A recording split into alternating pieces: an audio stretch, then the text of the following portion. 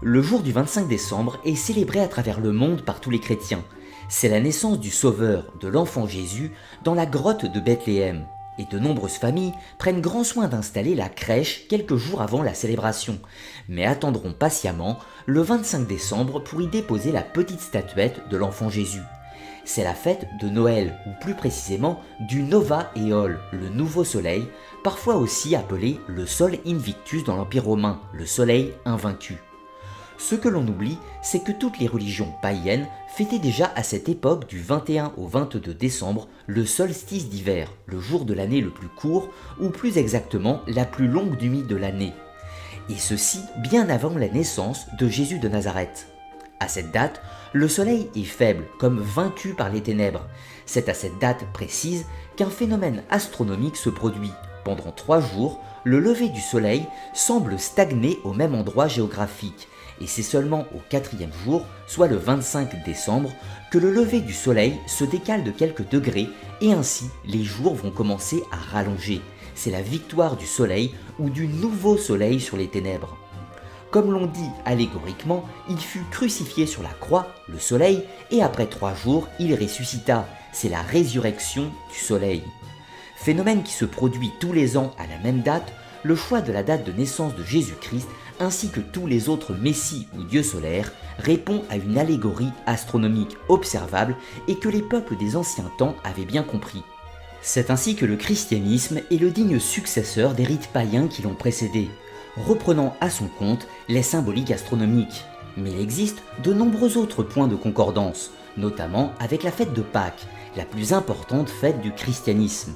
Pâques est la date de la résurrection de Jésus-Christ, qui est fixée au premier dimanche après la première pleine lune qui suit le 21 mars, donc au plus tôt le 22 mars.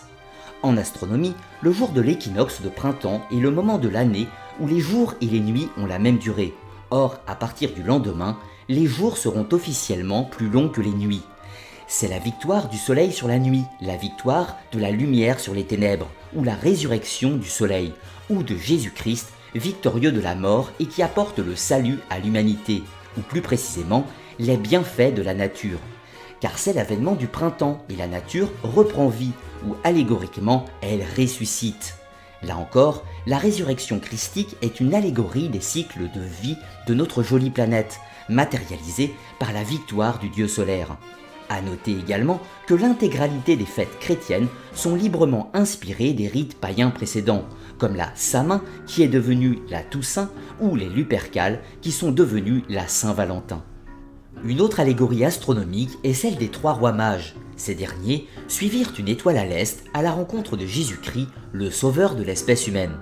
Or, lors du solstice d'hiver, les 3 étoiles de la ceinture d'Orion, aussi appelées les 3 rois, désignent l'étoile la plus brillante du ciel, à savoir Sirius.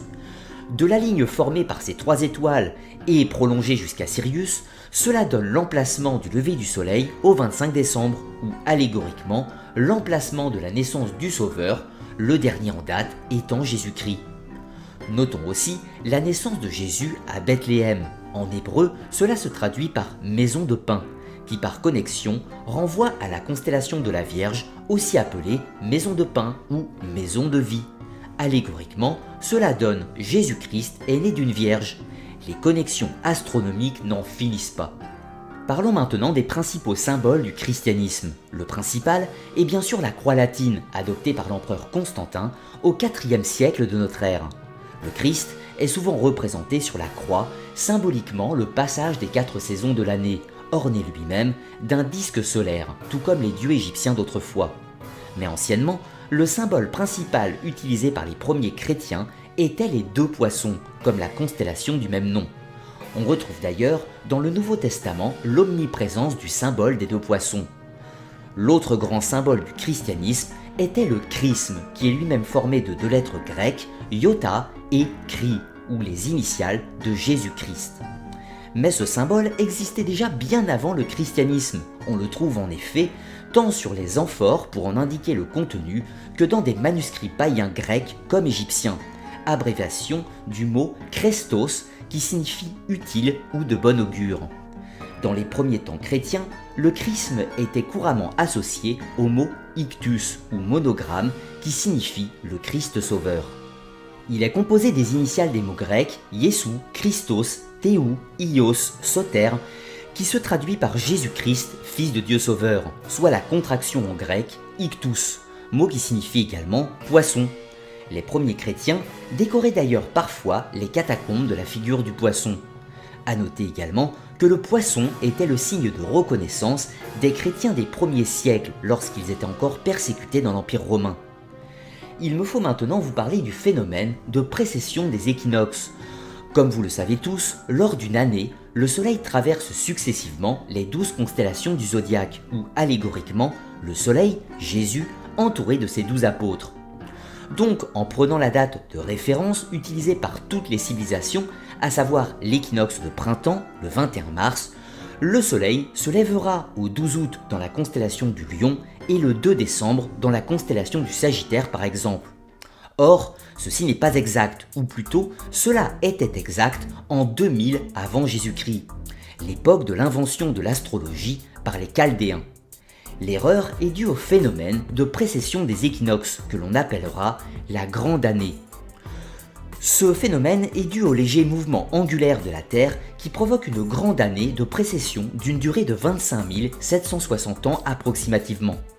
Le lever du Soleil se décale donc d'1 degré tous les 72 ans dans le sens inverse de l'année solaire, passant progressivement pour une durée approximative de 2145 ans dans chaque signe zodiacal en sens inverse de l'année classique. Ainsi, depuis l'an 1 et jusqu'à 2145, le Soleil à l'équinoxe de printemps se lève dans la constellation des Poissons. Vous comprenez mieux maintenant l'omniprésence du symbole des poissons dans le christianisme, car la religion chrétienne est la religion de l'âge des poissons.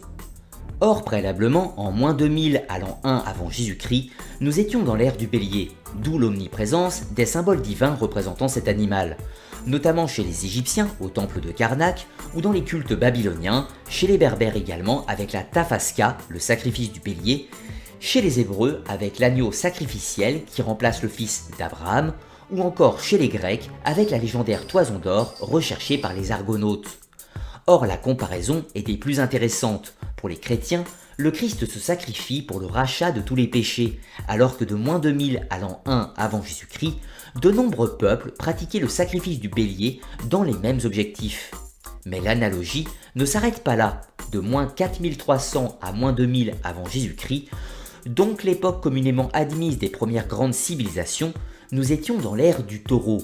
Or, les peuples de cette époque vénéraient tout naturellement cet animal, notamment chez les Égyptiens avec le taureau Apis, un culte des premiers temps de l'Égypte pharaonique, mais également dans tous les cultes sumériens, où le taureau est la monture des dieux par excellence, également chez les Ougarites.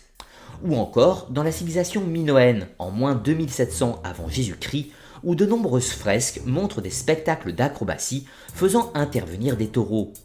Il semble bien que le cycle de précession des équinoxes a bel et bien influencé la religion humaine et sa symbolique. Notons aussi quelques exemples flagrants des passages de l'ère du taureau à celui du bélier.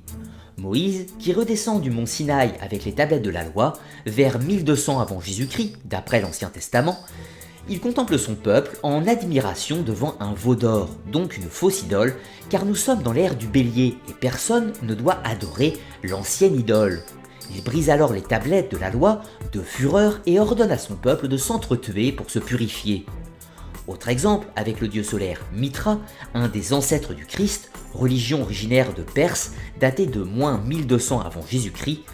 Ce dieu solaire est représenté mettant à mort un taureau, la fausse idole de l'ancienne ère. Pour conclure avec ces histoires de précession d'équinoxes, parlons maintenant de l'Apocalypse ou de la fin des temps du christianisme, qui symboliquement devrait intervenir vers l'an 2145 avec le passage de l'ère du Verseau. Jésus dit dans Luc 22:10 « Voici quand vous serez entrés dans la ville, vous rencontrerez un homme portant une cruche d'eau, suivez-le dans la maison où il entrera. » Vous savez tous que la représentation de la constellation du Verseau est celle d'un homme versant une cruche d'eau, et la maison fait bien sûr référence à la maison zodiacale, terme employé pour désigner les constellations.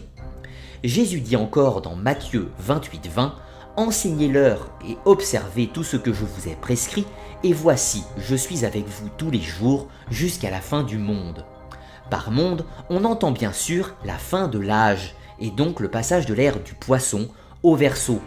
De ce fait, lorsque le retour du Christ est prévu pour la fin des temps, il faudrait plutôt y voir l'avènement de la future idole ou du dieu solaire qui représentera l'ère du Verseau, et ce, de 2145 à 4300 de notre ère.